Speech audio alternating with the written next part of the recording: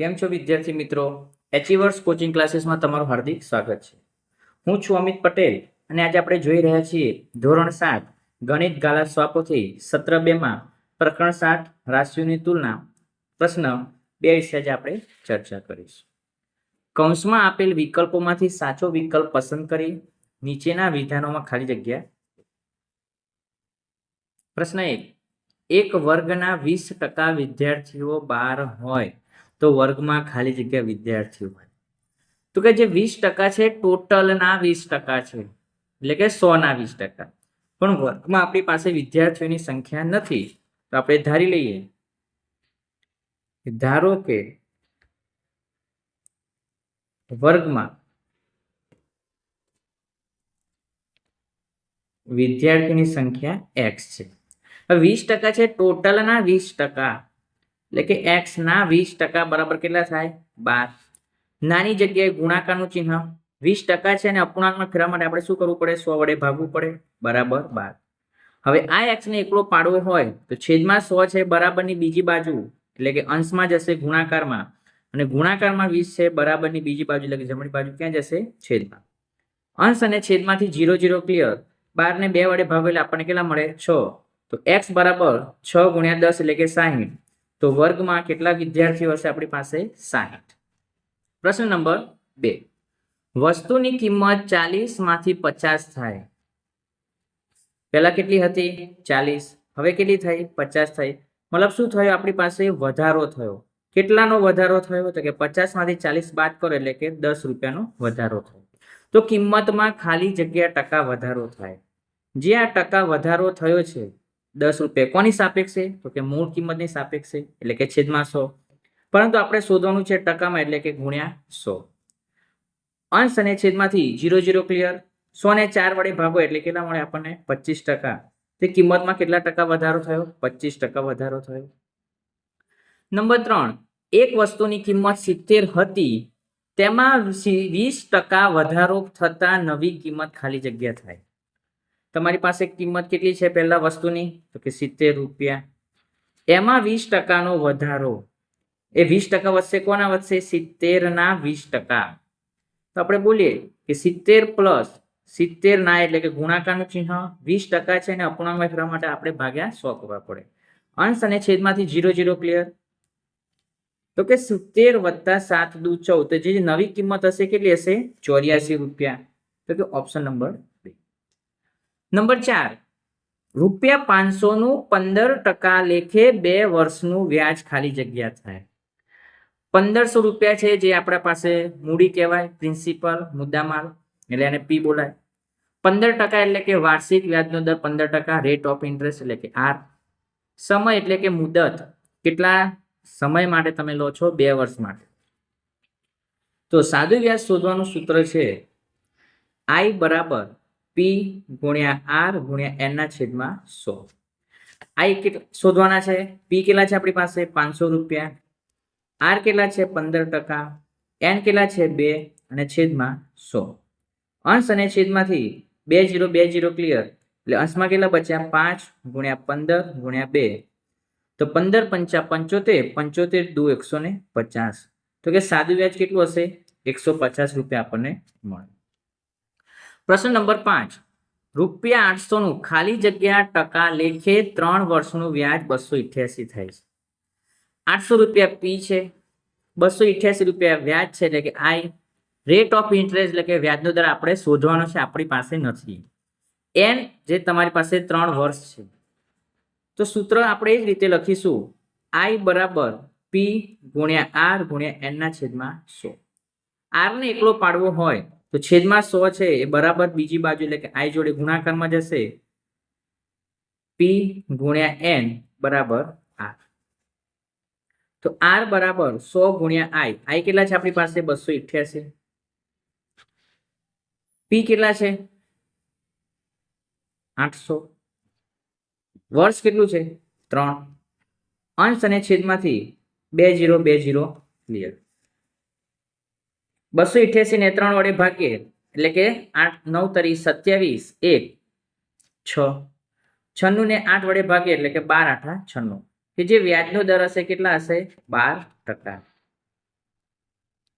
Number 6, 1000 નું 15% લેખે ખાલી જગ્યા વર્ષનું વ્યાજ 300 રૂપિયા થાય. તો આપણે લખીએ, સાદું વ્યાજ શોધવાનું સૂત્ર છે I બરાબર P ગુણ્યા R ગુણ્યા N ના છેદમાં 100. આપણી પાસે શું નથી? વર્ષ નથી, એટલે કે N ને એકલો પાડવો હોય તો કે I ગુણ્યા 100 છેદમાં P ગુણ્યા R બરાબર N. I કેટલા છે આપણી પાસે? 300 રૂપિયા ગુણ્યા 100. P કેટલા છે? 1000 રૂપિયા. વ્યાજનો દર કેટલો છે? 15. અંશ અને છેદમાંથી 0 0 ક્લિયર, અંશ અને છેદમાંથી બીજા 0 ક્લિયર. તો 3 ગુણ્યા 10 એટલે કેટલા થાય? 30 અને છેદમાં 15. તો n બરાબર કેટલા મળે? 30 ને 15 વડે ભાગો એટલે કે 2. તો 2 વર્ષ તમારો જવાબ. નંબર 7, 1.5 એટલે ખાલી જગ્યા ટકા. 1.5 ને અપૂર્ણાંક સ્વરૂપમાં બોલવું હોય તો કેટલા બોલાય? 15/10.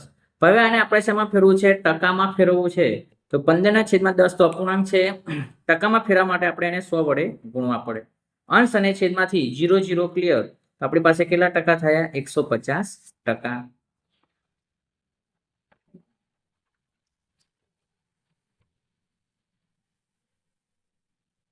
નંબર 8, એક વસ્તુની કિંમત 200 હતી તે 150 થઈ, એટલે કે ઘટાડો થયો. પહેલા કેટલી હતી? 200 હતી, 150 થઈ ગઈ, એટલે કે ઘટાડો થયો. તો કે 200 માંથી 150 બાદ કરો એટલે કે 50 રૂપિયાનો ઘટાડો થયો. તો એની કિંમતમાં ખાલી જગ્યા ટકા ઘટાડો. જે આ ટકામાં ઘટાડો શોધવો છે, આ 50 રૂપિયા ઘટે કોની સાપેક્ષે ઘટ્યા? તો કે મૂળ કિંમતની સાપેક્ષે ઘટે, એટલે કે છેદમાં 200. ટકામાં ફેરવા એટલે આપણે એને 100 વડે ગુણવા પડે. 200 ને 100 વડે ભાગો એટલે કેટલા મળે? 2. 50 ને 2 વડે ભાગો એટલે કે આપણને 25 મળે. તો કેટલા ટકા ઘટાડો થયો? 25% ઘટાડો. નંબર 9, 0.75 એટલે ખાલી જગ્યા ટકા. તો પહેલા 0.75 ને આપણે અપૂર્ણાંક સ્વરૂપમાં ફેરવો તો 95 ના કેટલા લખાય? 100 લખાય. હવે આને ટકામાં ફેરવવા છે તો 75 ના છેદમાં 100 ને કેટલા વડે ગુણવાના? 100 વડે ગુણવાના. અંશ અને છેદમાંથી 100 100 ક્લિયર, એટલે કેટલા ટકા થઈ ગયા? 75%. નંબર 10, 0.2 એટલે કેટલા ટકા? તો 0.2 ને અપૂર્ણાંકમાં ફેરવવા માટે આપણે 2/10 લખવા પડે. હવે એને ટકામાં ફેરવવા હોય તો અપૂર્ણાંક સ્વરૂપને 100 વડે ગુણવા પડે. અંશ અને છેદમાંથી 0 0 ક્લિયર, તો કેટલા ટકા થયા? 2 ગુણ્યા 10 એટલે કે 20%. 50% ને દશાંશમાં લખાય.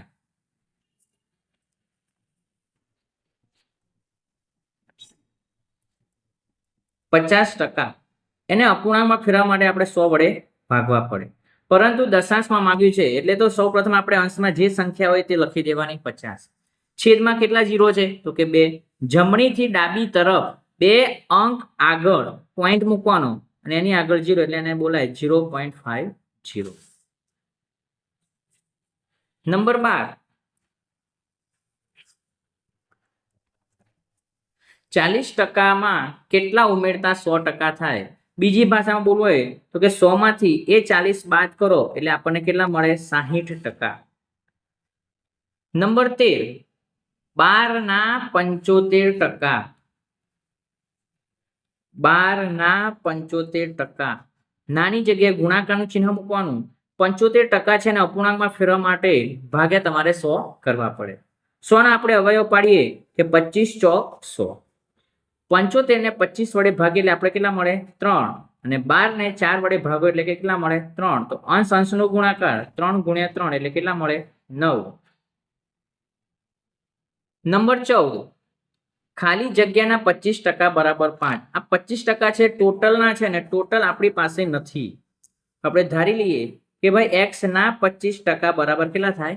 5. નાની જગ્યાએ ગુણાકાર 25% છે ને અપૂર્ણાંકમાં ફેરવવા માટે આપણે ભાગ્યા 100 કરવા પડે, બરાબર 25. 100 ને 25 વડે ભાગો એટલે કેટલા મળે? 4. છેદમાં 4 છે, બરાબરની બીજી બાજુ ક્યાં જશે? ગુણાકારમાં. તો x બરાબર 5 ગુણ્યા 4 કેટલા મળે? 20. તો ખાલી જગ્યા છે આપણી પાસે 20. પ્રશ્ન નંબર 15, 25 બાળકોમાં 15 છોકરીઓ છે તો ખાલી જગ્યા ટકા છોકરીઓ છે. હવે આપણી પાસે છે ને છોકરીઓની સંખ્યા આપેલી છે 15. આપણે શોધવી છે ટકાવારીમાં. તો સૌ પ્રથમ બાળકો કેટલા છે ટોટલ? તો કે 25. એમાંથી 15 છોકરીઓની સંખ્યા છે. ટકામાં ફેરવા માટે આપણે 100 વડે ગુણવા પડે. 100 ને 25 વડે ભાગો એટલે કે 4. 15 ચોક 60. તો કેટલી છોકરીઓ છે? તો કે 60%. નંબર 16. એક વર્તુળના માંથી એક અસમાન ભાગ કાપી લીધો તો ખાલી જગ્યા ટકા ભાગ કાપી લીધો. એક અસમાન ભાગ કાપી લીધો. ટકામાં ફેરવા છે એટલે આપણે તેને 100 વડે ગુણવા પડશે. 25 ચોક 100, 4 દુ 8. અંશ અને છેદમાંથી 4 4 ક્લિયર. તો 25 ના છેદમાં 2. તો 25 ના છેદમાં 2 એટલે કેટલા કહેવાય? 12.5%. નંબર 17. ખાલી જગ્યાના 5% બરાબર 60. જે 5% છે ટોટલના 5% છે એટલે આપણે બોલશું x ના 5% બરાબર 60. નાની જગ્યાએ ગુણાકાર, ટકામાંથી અપૂર્ણાંકમાં ફેરવા માટે આપણે 100 વડે ભાગવા પડે, બરાબર 60. તો x બરાબર 100 છેદમાં છે બરાબરની બીજી બાજુ એટલે ગુણાકારમાં 5 છે બરાબરની બીજી બાજુ છેદમાં. 100 ને 5 વડે ભાગો એટલે આપણને કેટલા મળે? 20. તો x બરાબર 60 ગુણ્યા 20 એટલે કે કેટલા થઈ જશે? 1200. નંબર 18. 240 ના 15%. 240 ના 15%. 240 નાની જગ્યાએ ગુણાકારનું ચિહ્ન, 15% છે ને અપૂર્ણાંકમાં ફેરવા માટે આપણે 100 વડે ભાગવા પડશે. અંશ અને છેદમાંથી 0 0 ક્લિયર. 10 ના આપણે અવયવો પાડીએ એટલે આપણને કયા મળે? 5 દુ 10. જે 15 ને 5 વડે ભાગશું એટલે આપણને 3 મળશે. 24 ને 2 વડે ભાગશું એટલે આપણને 12 મળશે. તો અંશમાં 12 અને 3 બંને વચ્ચે સંબંધ ગુણાકાર એટલે કે 12 તારીખ કેટલા થઈ જશે? 36. ઓપ્શન છે આપણી પાસે 36. Thank you.